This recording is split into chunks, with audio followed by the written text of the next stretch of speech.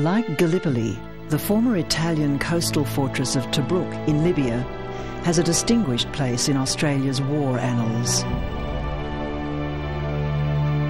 In 1940, Tobruk was captured by Allied forces. Australians then fought vigorously in 1941 to hold the besieged port for 242 days against German and Italian forces. Australians fought alongside British, Indian and Polish troops and endured harsh conditions throughout the siege.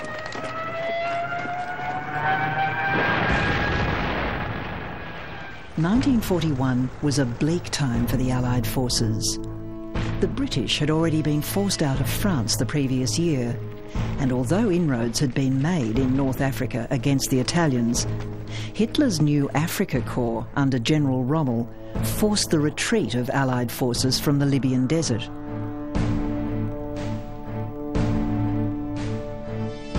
The port of Tobruk was to be held at all costs to disrupt Axis plans for a quick conquest of Egypt.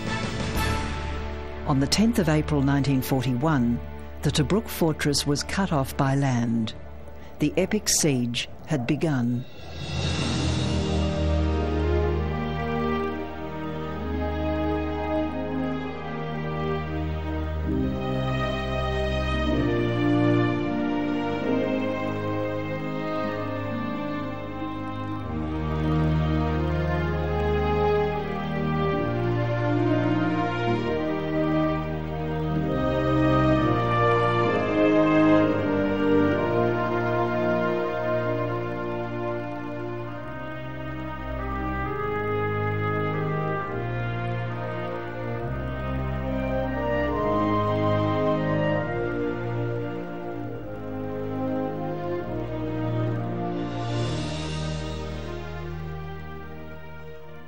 On the night of Easter Sunday, the 13th of April 1941, enemy troops were seen moving through the wire east of Post 33.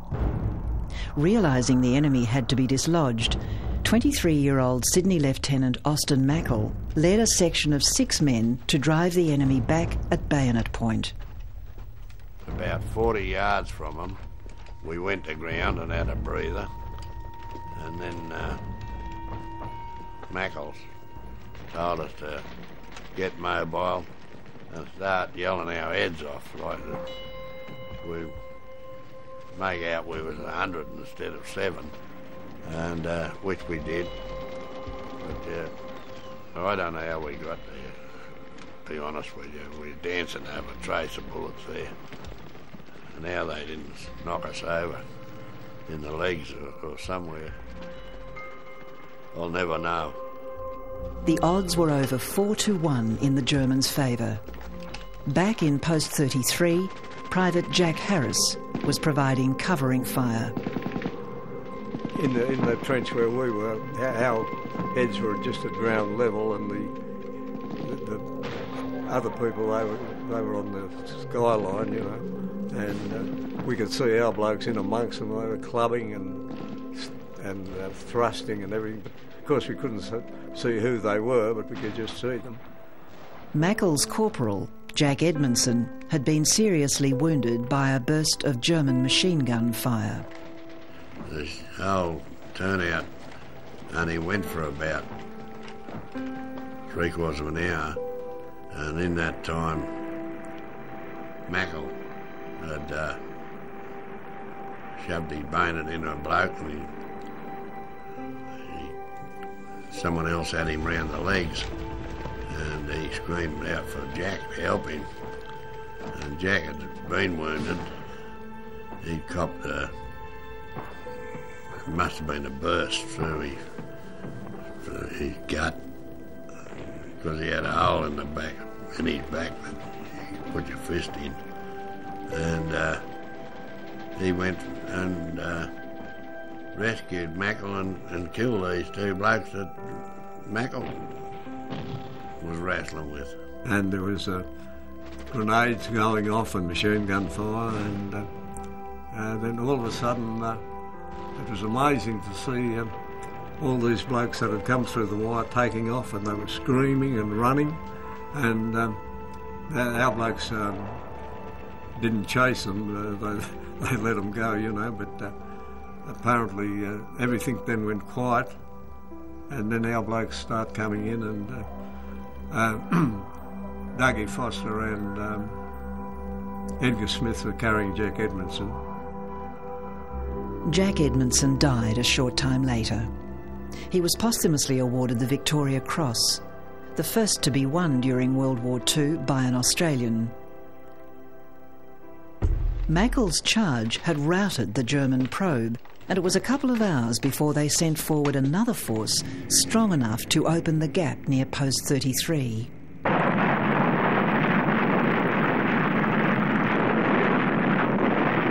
When the main attack involving both tanks and infantry was launched, the Australians waited and engaged the German infantry once their tanks had passed. Tanks were left to advance without the infantry support they had expected. As soon as the tanks went forward to head towards Tobruk, the artillery, the anti-tanks, they took the tanks on. The machine gunners and infantry, they were then attacked by our forward defences in the 17th Battalion. So they had two separate wars going on, and that was a big thing in our advantage, that neither one was able to support the other, and it was to our benefit. When they realised they'd up against troops that weren't going to give way, the tanks had to turn tail and head out back to the outside the perimeter. But they left a lot of their troops behind, who'd ridden in on the backs of the tanks, and then the Australian infantry got stuck into them and gave them a terrible hiding. Easter Monday, the 14th of April 1941, would mark the first setback in the advance of the all-conquering Afrika Korps. It set the tone there for the way the siege was going to operate. We weren't going to give in, and the Germans were going to keep trying. So somebody was going to get a hiding, and it wasn't going to be us. As the German tanks made their retreat through the wire, 40 Stuka dive bombers and Messerschmitt fighters attacked Tobruk harbour. One lot attacked the beach and the other lot attacked the town hospital.